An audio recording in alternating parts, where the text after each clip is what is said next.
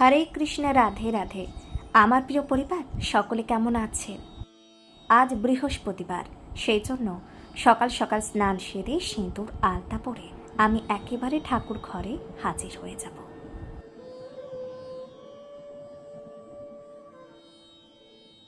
ভগবানের পূজার জন্য এখানে আমার সমস্ত জোগাড় কমপ্লিট হয়ে গেছে।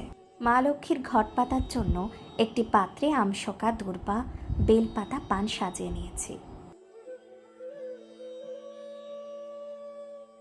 আপনারা সম্পূর্ণ ভিডিওটি দেখুন, আশা করি আপনাদের ভালো লাগবে।